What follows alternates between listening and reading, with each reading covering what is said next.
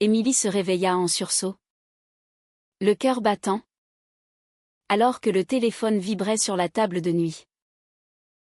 C'était sa mère. Hurlant au bout du fil que son fiancé venait de tout lui avouer, il avait vu Émilie embrasser une femme dans les rues de Paris la veille au soir. Le monde d'Émilie s'effondra en un instant. Ses secrets les plus intimes exposés au grand jour, forçant une confrontation qu'elle avait fui toute sa vie. Elle raccrocha, les mains tremblantes, et fixa le plafond de son petit appartement dans le Marais. À 25 ans, Émilie avait toujours cru pouvoir compartimenter son existence. D'un côté, la fille modèle issue d'une famille conservatrice de la banlieue lyonnaise, promise à un mariage arrangé avec Antoine, un avocat respectable, de l'autre, cette part d'elle-même qu'elle n'osait nommer, cette attirance irrésistible pour les femmes qui la rongeaient depuis l'adolescence. Mais hier soir, sous les lumières tamisées d'un bar discret, Sophie avait franchi la ligne invisible. Sophie, avec ses 28 ans d'assurance et son sourire qui faisait fondre les résistances. Elle s'était rencontrée au travail, dans une agence de communication où Émilie gérait les campagnes publicitaires et Sophie dirigeait l'équipe créative. Un simple café avait évolué en discussion interminable, puis en sortie complice, jusqu'à ce baiser impulsif qui avait tout changé. Émilie se leva, les jambes flageolantes, et se dirigea vers la cuisine pour se servir un café. Son reflet dans la vitre lui renvoya l'image d'une femme épuisée, aux cheveux bruns emmêlés et aux yeux verts rougis par le manque de sommeil. Comment en était-elle arrivée là? Tout avait commencé innocemment, 6 mois plus tôt. Antoine, son fiancé depuis 2 ans, représentait la stabilité que sa famille exigeait. Fils d'un ami de son père, il était l'incarnation du gendre idéal, poli, ambitieux, catholique pratiquant comme eux. Émilie avait accepté la bague de fiançailles par devoir, convaincue que l'amour viendrait avec le temps. Mais au fond d'elle, elle savait que quelque chose clochait. Les nuits passées à rêver d'autres étreintes, plus douces, plus vraies, la hantaient. Au bureau ce matin-là, l'atmosphère était électrique. Émilie arriva en retard, évitant les regards. Sophie l'attendait dans la salle de réunion, un dossier à la main. Mais ses yeux trahissaient l'inquiétude.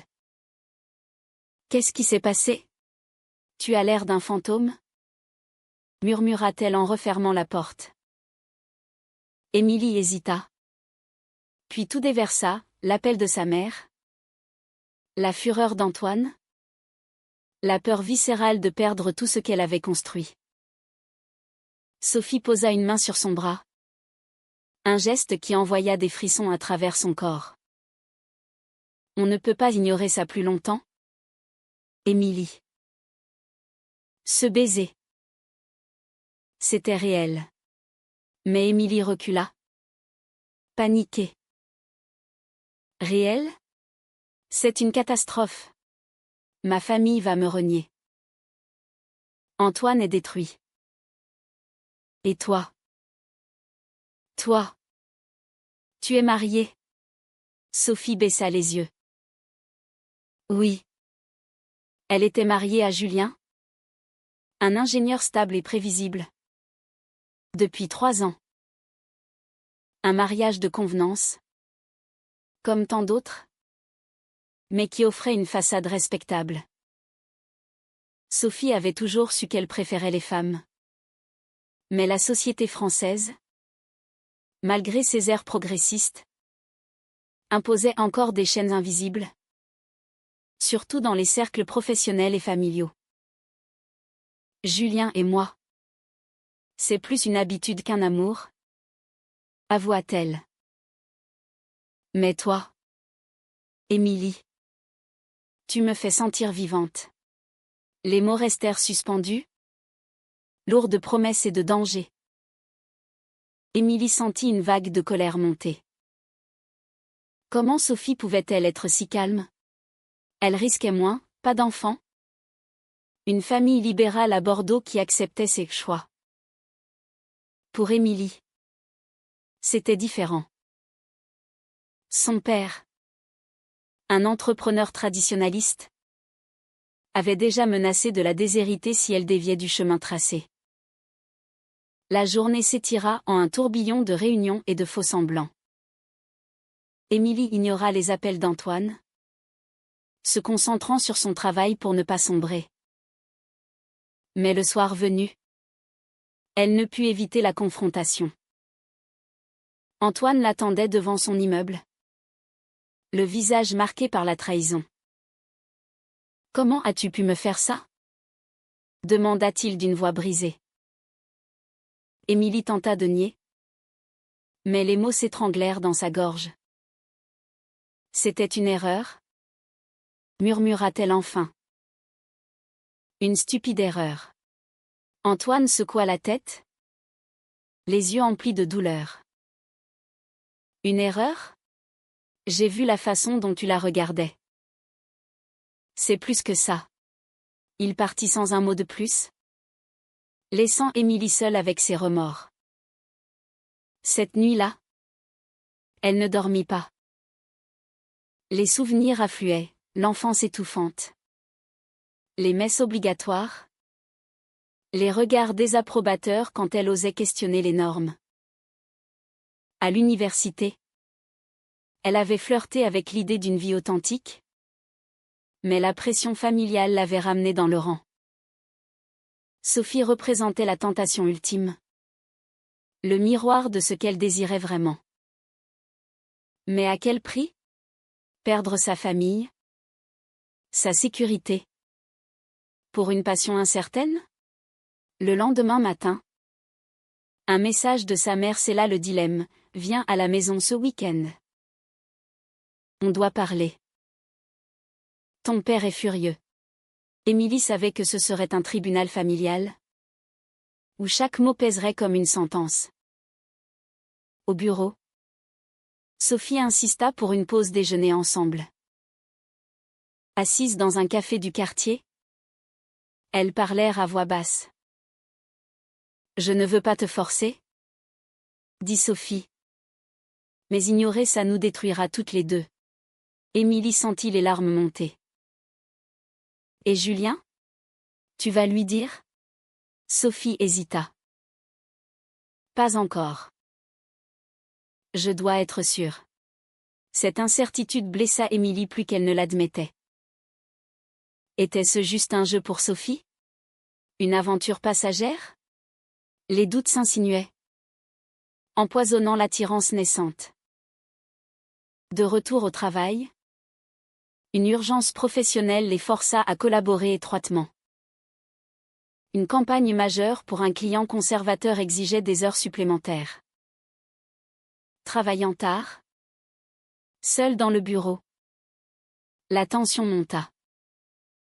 Sophie effleura la main d'Émilie en passant un document, et ce simple contact raviva le feu. « Arrête !» murmura Émilie.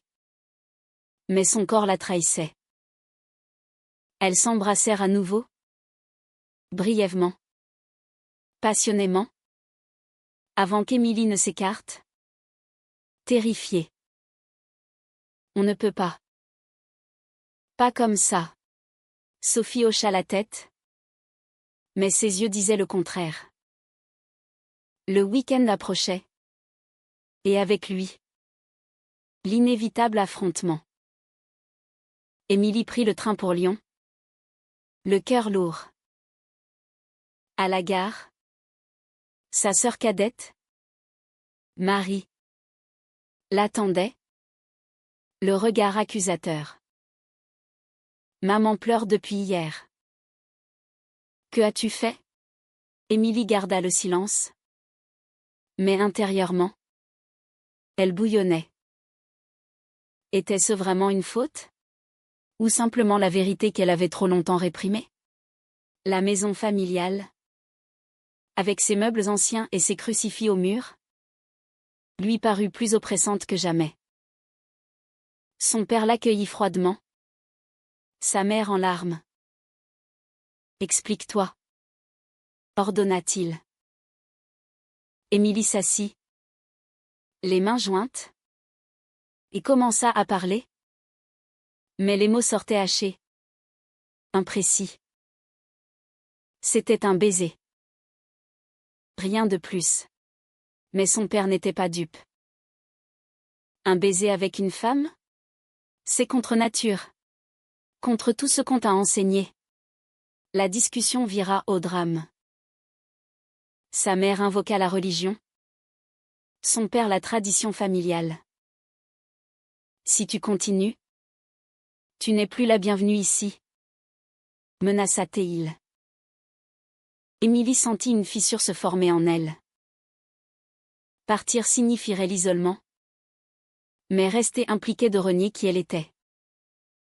Elle rentra à Paris le soir même. Brisée. Mais avec une étincelle de résolution.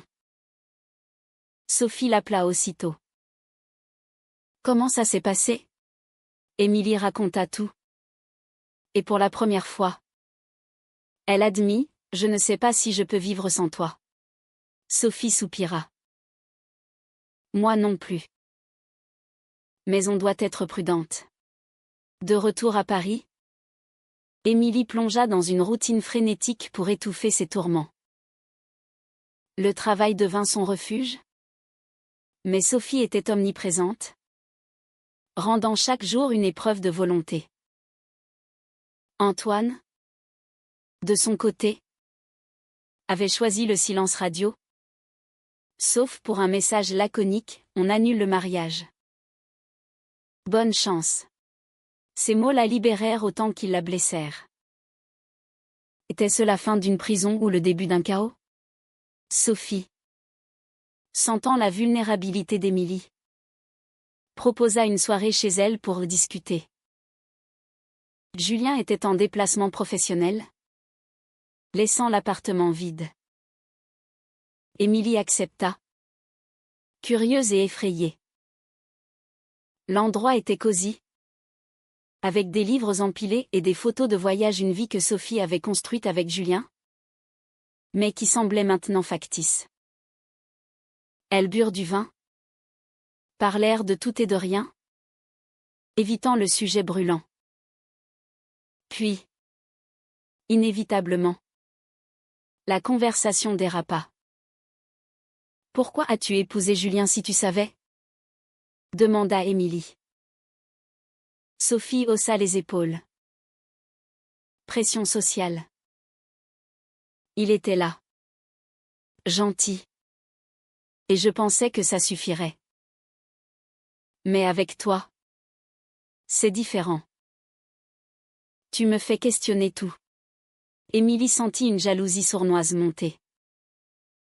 Julien représentait la sécurité que Sophie n'était pas prête à abandonner. Et si je te demandais de choisir? Osa-t-elle. Sophie pâlit. C'est trop tôt. Donne-moi du temps. Cette réponse ambiguë planta une graine de doute. Émilie rentra chez elle, l'esprit en tumulte. Le lendemain, au bureau, une rumeur circula, quelqu'un avait vu leur baiser. Les collègues chuchotaient. Et le patron, un homme conservateur, la convoqua. Votre vie privée ne me regarde pas. Mais assurez-vous que ça n'affecte pas le travail. Émilie hocha la tête. Humiliée. La société française, soi-disant tolérante, révélait ses hypocrisies. Sa famille n'en avait pas fini. Son père appela, exigeant qu'elle rompe tout contact avec cette femme. Pense à ta réputation. À notre nom. Émilie défendit Sophie pour la première fois. C'est pas une phase. Papa. C'est moi. Il raccrocha. Furieux. Marie, sa sœur, envoya un message de soutien discret. Je t'aime quand même. Mais sois prudente. Ce geste la toucha, mais souligna l'isolement grandissant. Sophie, de son côté, affrontait ses propres démons. Julien rentra plus tôt que prévu et remarqua son agitation. « Qu'est-ce qui ne va pas ?» demanda-t-il. Elle mentit, prétextant le stress au travail. Mais le mensonge pesait lourd. Elle confia à Émilie lors d'un déjeuner, « Je l'aime bien. Mais pas comme ça. Pas comme toi. » Émilie voulait y croire. Mais les hésitations de Sophie la minaient. Elles décidèrent de se voir en secret. Des rendez-vous volés dans des cafés anonymes, où elles exploraient leurs sentiments. Chaque rencontre intensifiait l'attirance, mais aussi la peur. Un soir, après une dispute au bureau sur un projet, elles se réconcilièrent dans un parc. Assise sur un banc, Sophie prit la main d'Émilie. « Je vais lui dire. » Bientôt. Émilie sentit l'espoir renaître. Mais une ombre planait. Le lendemain, Antoine réapparut, demandant une explication. Ils se rencontrèrent dans un café. « Je t'aimais vraiment, » dit-il, les yeux humides. « Mais je ne peux pas rivaliser avec ça. » Émilie s'excusa, expliquant son combat intérieur. Antoine partit en paix. Mais pas sans un avertissement, la société ne te facilitera pas les choses. Les semaines passèrent, marquées par des hauts et des bas. Émilie commença à explorer des groupes de soutien LGBT en ligne, trouvant du réconfort dans des histoires similaires. Mais la réalité frappa quand son père coupa les vivres, annulant son aide financière. « Tant que tu persistes dans cette folie, » dit-il. Émilie dut prendre un second job, serveuse le soir, épuisant son énergie. Sophie l'aida discrètement, mais cela créa une dépendance inconfortable. Puis vint le choc, Julien découvrit des messages sur le téléphone de Sophie. Il confronta sa femme, hurlant sa trahison. Sophie appela Émilie en pleurs. Il sait. Il veut divorcer. Émilie accourut chez elle, trouvant Sophie effondrée. C'est ma faute, murmura Émilie. Sophie secoua la tête. Non. C'est la vérité qui éclate. Julien partit chez un ami, laissant Sophie seule avec ses choix. Cette nuit-là, elles restèrent ensemble, parlant jusqu'à l'aube. Sophie admit ses peurs, perdre sa stabilité, affronter le jugement.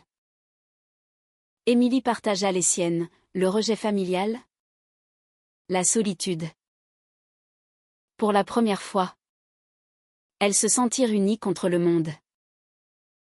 Mais le matin apporta une nouvelle épreuve. Le patron apprit pour Sophie et Julien. Et bien que discret, il muta Sophie dans une autre équipe, craignant des conflits d'intérêts. C'est de la discrimination, ragea Sophie. Émilie acquiesça. Mais intérieurement, elle se demanda si elle survivrait à ça. Les tensions montèrent quand la famille de Sophie s'impliqua. Sa mère, libérale en apparence, exprima sa déception. « Je t'ai élevée pour être heureuse. Mais ça, avec une femme ?» Sophie défendit leur relation. Mais les mots blessèrent. Émilie, de son côté, reçut une lettre de son père, une invitation à un dîner familial pour réparer. Elle y alla, espérant un miracle. Mais ce fut un piège. Antoine était là, invité par ses parents pour la ramener à la raison. La soirée dégénéra en accusation. Émilie quitta la table en larmes, jurant de ne plus revenir. De retour à Paris, elle trouva Sophie attendant chez elle. On doit décider, dit Sophie. Continuer ou arrêter. Émilie, épuisée, choisit de continuer. Mais un doute persistait, Sophie était-elle prête à tout sacrifier? Les mois suivants furent un tourbillon de secrets et de révélations. Émilie et Sophie officialisèrent leur relation en privé, se voyant chez l'une ou l'autre, évitant les regards indiscrets. Mais la pression sociale s'intensifia. Au travail, les collègues murmuraient, et une promotion promise à Émilie fut donnée à quelqu'un d'autre. Coïncidence? Se demanda-t-elle. Sophie, mutée, luttait contre l'isolement professionnel. Julien entama la procédure de divorce, exigeant une part des biens. Sophie perdit des amis communs, qui prirent parti pour lui. Traîtresse, l'accusa l'une d'elles. Émilie affronta son propre enfer familial. Son père l'exclut de l'héritage, et sa mère, déchirée, maintint un contact sporadique. Marie devint son alliée secrète, envoyant des messages d'encouragement. Tu mérites d'être heureuse, écrivait-elle. Mais le vide laissait des cicatrices. Émilie commença une thérapie, explorant ses conflits intérieurs. J'ai toujours su. Mais j'avais peur, confia-t-elle à sa thérapeute. Les sessions révélèrent des blessures profondes, une éducation rigide qui étouffait l'individualité. Sophie, quant à elle, oscillait entre euphorie et regret. Libérée de Julien, elle se sentait vivante avec Émilie. Mais le coût était élevé. Sa carrière stagnait, et les jugements familiaux la minaient. Un soir, après une dispute sur l'avenir, elle avoua, parfois. Je me demande si ça en vaut la peine. Émilie fut blessée. Tu regrettes? Sophie nia. Mais le doute s'installa. Elles décidèrent d'un week-end à la campagne, pour se reconnecter. Dans un gîte normand, loin de Paris, elles parlèrent librement. Je t'aime, murmura Sophie sous les étoiles. Émilie répondit pareil, mais intérieurement, elle craignait la trahison. De retour, une crise éclata. Le père d'Émilie, informé par un ami commun, contacta le patron d'Émilie pour avertir de sa conduite immorale. Le patron la convoqua à nouveau. Je ne peux tolérer des scandales. Émilie défendit son droit à la vie privée, mais fut mise en probation. Furieuse, elle confronta son père par téléphone. Tu détruis ma vie. Il répondit froidement, tu as détruit la nôtre. Cette nuit-là, elle pleura dans les bras de Sophie, questionnant tout. Sophie proposa de déménager ensemble, pour un nouveau départ. Émilie hésita, craignant l'engagement. Et si tu changes d'avis? Sophie jura fidélité. Mais les ombres du passé planaient. Julien, amer, répandit des rumeurs sur Sophie, la dépeignant comme infidèle. Cela affecta son réseau professionnel. Sophie craqua un soir, c'est trop. Peut-être qu'on devrait arrêter. Émilie, paniquée, la supplia de rester. Elles se réconcilièrent, mais la fissure grandissait. Puis vint une opportunité, un poste à Bordeaux pour Sophie, près de sa famille. Ça pourrait nous aider, dit-elle. Émilie vit rouge. Et moi? Tu m'abandonnes? La dispute vira au vinaigre. Sophie partit en claquant la porte. Seule. Émilie rumina. Était-ce la fin? Le lendemain, Sophie revint, s'excusant. Je refuse le poste. On reste ensemble. Mais le mal était fait. Les conflits intérieurs culminèrent lors d'une fête chez des amis communs. Un invité, ignorant leur relation, flirta avec Émilie. Sophie, jalouse, causa une scène. Tu es à moi. Émilie, embarrassée, quitta la soirée. Chez elle, elles s'affrontèrent. Tu n'es pas prête pour ça? Accusa Émilie. Sophie admit, j'ai peur de tout perdre. Cette vulnérabilité les rapprocha, mais souligna les fragilités. Émilie décida d'affronter sa famille une dernière fois. Elle invita ses parents à Paris. La rencontre fut tendue. Son père refusa de reconnaître Sophie. Mais sa mère pleura, admettant son amour inconditionnel. Je ne comprends pas. Mais je ne veux pas te perdre.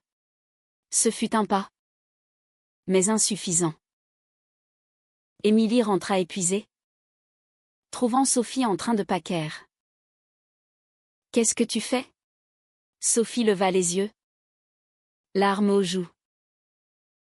Julien veut me revoir. Pour discuter. Émilie sentit le monde s'écrouler. Était-ce une trahison?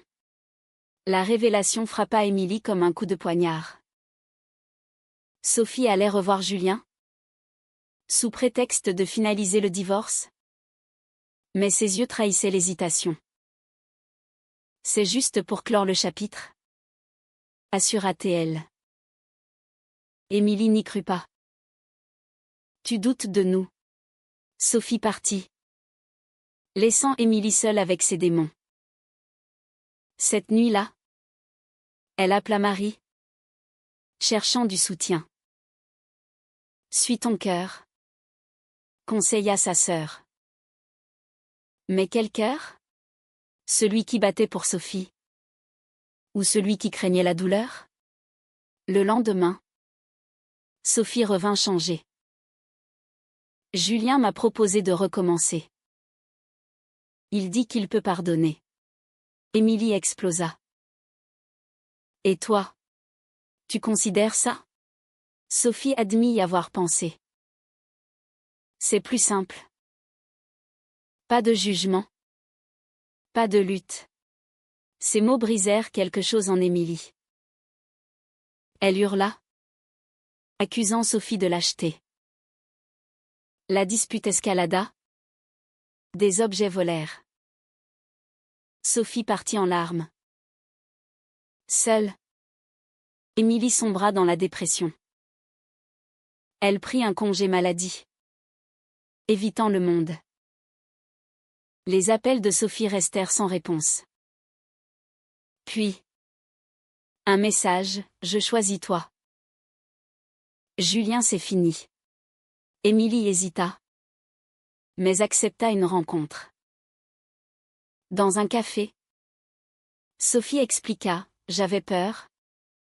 Mais sans toi, je suis vide. Elles se réconcilièrent, mais la confiance était ébranlée. Au travail, les tensions persistèrent. Le patron, influencé par les rumeurs, Licencia Émilie sous un prétexte fallacieux. Réduction d'effectifs. Elle sut que c'était de la discrimination. Mais prouver cela exigerait une bataille légale qu'elle n'avait pas l'énergie de mener. Sophie, outrée, démissionna en solidarité. On trouvera mieux. Elles cherchèrent du travail ensemble. Mais les portes se fermaient. La société, derrière son vernis progressiste, punissait les déviants. Émilie contacta un avocat pour contester son licenciement. Les preuves s'accumulaient, emails, témoignages. Sophie la soutint. Mais intérieurement, elle paniquait. Sa famille la pressait de revenir à Bordeaux. Pense à ton avenir. Un soir, elle confia à Émilie, peut-être qu'on devrait partir d'ici. Émilie refusa.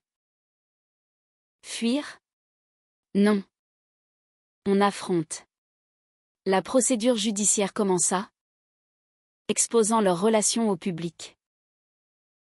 Les médias locaux s'emparèrent de l'affaire, dépeignant Émilie comme une victime de discrimination homophobe. Cela apporta du soutien, mais aussi des haineux. Des menaces anonymes arrivèrent. Sophie craqua, c'est trop dangereux. Émilie insista, c'est pour nous. Pour les autres. Puis, un twist, Julien contacta Émilie directement.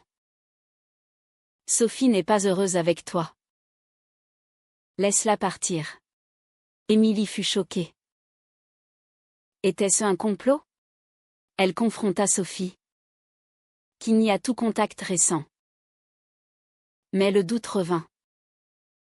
Lors d'une audience, Émilie témoigna, révélant son orientation. Son père, informé par la presse, appela, tu nous humilies. Sa mère, cependant, envoya un message, je suis fière de toi. Sophie, sous pression, commis une erreur. Elle rencontra Julien en secret, pour clore définitivement. Mais quelqu'un les vit. Et la photo circula. Émilie la découvrit sur les réseaux. Dévastée, elle accusa Sophie de trahison. Tu joues sur deux tableaux. Sophie pleura, c'était innocent. Mais Émilie ne crut pas. Elle rompit. Le cœur en miettes. Seule à nouveau, Émilie gagna son procès, obtenant des indemnités. Mais la victoire était amère. Sophie disparut, retournant à Bordeaux. Émilie reconstruisit sa vie, trouvant un nouveau job dans une agence inclusive. Marie la visita, offrant du réconfort. Tu as été courageuse. Mais les nuits étaient hantées par Sophie. Des mois plus tard, Sophie réapparut, demandant pardon. J'ai tout perdu sans toi. Émilie, guérie mais méfiante, hésita. Pourquoi maintenant? Sophie avoua, j'ai réalisé que la simplicité n'est pas le bonheur.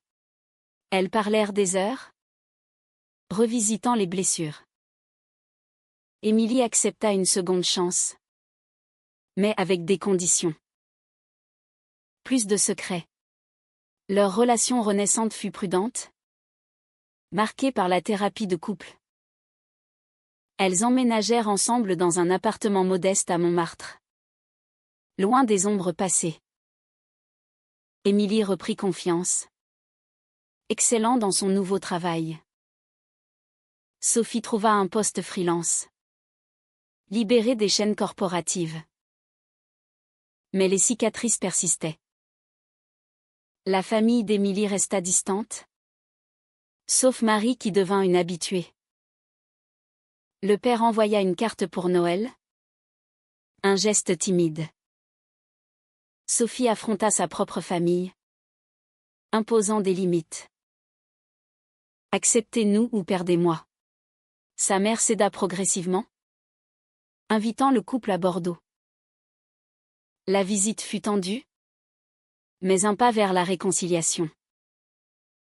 Julien, remarié, disparut de leur vie.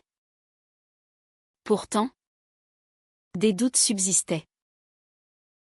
Un soir, après une dispute mineure, Émilie questionna: « Regrettes-tu parfois ?»